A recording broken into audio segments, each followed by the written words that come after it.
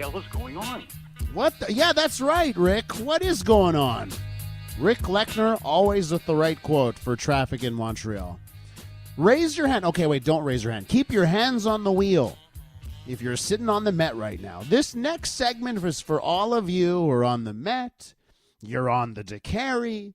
You're on Highway 20. You're going over the bridge. And you're looking around and saying, geez, where are all these cars coming from? Why is there so much traffic? I thought it was a pandemic. If you've been driving to work every day, you've noticed the traffic jams are back.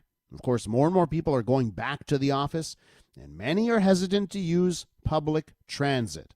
So is it going to get worse before it gets better? Let's go to Pierre Barrieau, transportation planning expert at University de Montreal. Pierre, welcome back. Well, thank you for having me. All right, Pierre. Now listen, November 1st, I go back to the office. I go back to the studio. I'm excited. But of course, I walk to work, so it's fine for me. But for everyone else, not so much. What's happening right now, Pierre, on the roads? Well, right now, most of the roads are at the current level of congestion that they were prior to the pandemic, and some are actually worse. Why worse? Is it people avoiding public transit? Well, there's some people that are avoiding public transit and they're using their cars to go to work.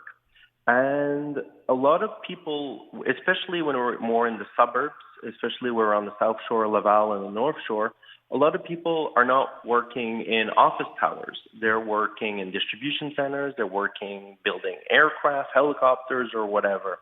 So those people, they're still driving to work. And the other big item, of course, is trucking. And as you know, trucking is never slowed down during the pandemic except for a few weeks. And every year it's just growing worse and worse and worse. So let's talk about, since trucking's such an issue, and I think it's the bane of it. Everyone hates it. The truckers hate what they have to deal with. The other drivers on the road hate having to deal with truckers. So are there things that we could do, concrete measures? I hate to ask if we need to build another road here, but is there something we can do to solve the trucking issue that, as you mentioned, is not going to get better? There's only going to be more and more of these trucks.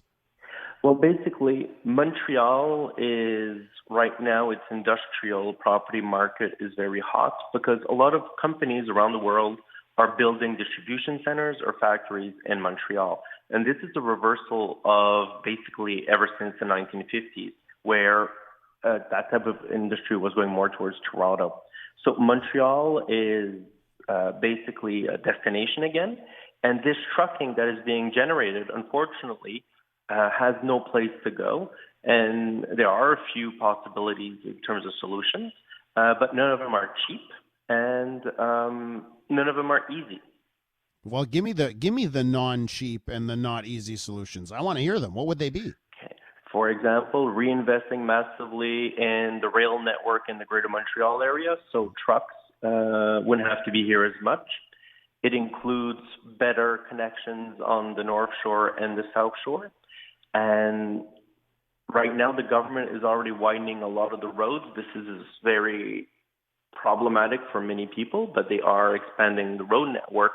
But basically, what we're seeing is just more and more trucks, and there's going to be more and more congestion. And unless we move them to trains, there's not a lot we can do except absorb that traffic and slow down the cars.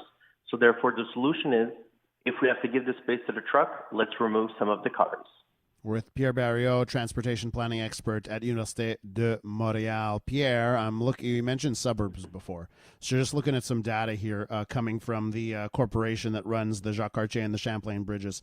On the Jacques Cartier bridge, September 2019, remember 2019 in September, there was no pandemic going on. Boy, those were good times. 2.5 million rides on the Jacques Cartier bridge. September 2021, last month, 2.5 million rides on the Jacques Cartier bridge. You mentioned the suburbs there, South Shore to Montreal, back to normal. So you just said we got to get some cars off the roads. How do you do it? Well, there's some projects that are in planning right now. I mean, people have heard about Le REM de l'Est.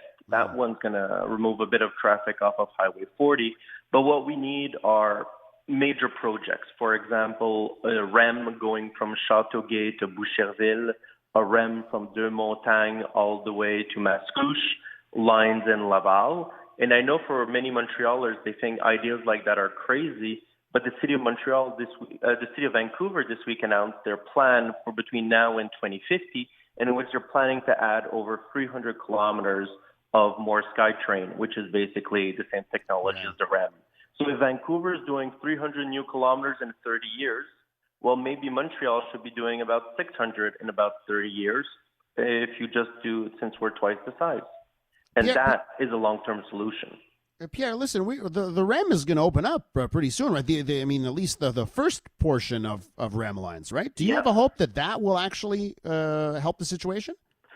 It's going to help a bit the situation. It's going to remove a lot of the buses that are currently on Champlain Bridge.